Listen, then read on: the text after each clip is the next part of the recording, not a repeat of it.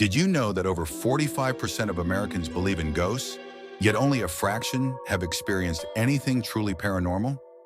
Those numbers always intrigued me, but I never thought I'd be one of them until I set foot inside Hillcrest House.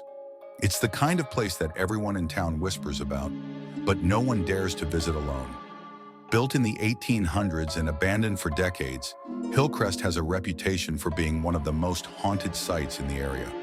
Skeptics roll their eyes, but the stories of shadowy figures, unexplained noises, and whispers in the dead of night are hard to ignore. I went to Hillcrest House with an open mind, determined to see if the tales were just that, stories. After all, how could you believe in something you can't see? There's a sense of security in skepticism. But I wanted to challenge that. With a flashlight and a camera in hand, I stepped through the rotting front door of Hillcrest, the air immediately turning colder, as if the house itself had taken a breath.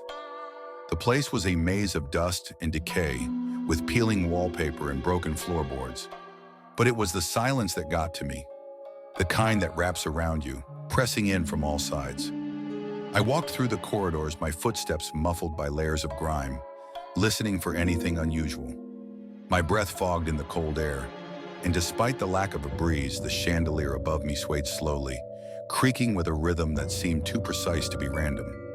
As I moved deeper into the house, I could feel a change in the atmosphere, like the air was thicker, more oppressive. The walls seemed to close in, the shadows growing darker, and that's when I first heard it. A faint whisper, barely audible, like someone murmuring just out of reach.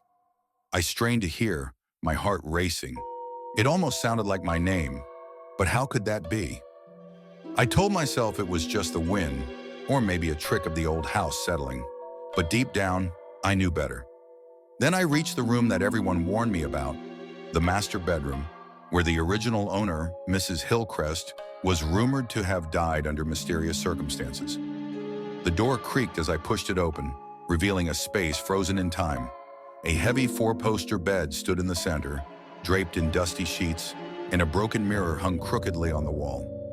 But it was the chill that hit me, so cold that I could see my breath crystallizing in front of me, even though it was a warm autumn night. And then it happened, the moment that shattered my skepticism. The camera I had set up by the door flickered, and through the viewfinder, I saw her. A shadowy figure standing just behind me, her face hidden in darkness. I spun around, but the room was empty. When I turned back to the camera, the figure was gone, but the whispering had returned, louder this time, more insistent, almost pleading. My skin prickled with fear as I realized that the whispers were coming from all around me, like voices trapped between the walls. I bolted out of that room, my footsteps echoing through the empty halls, the whispers chasing me until I stumbled out into the moonlit yard.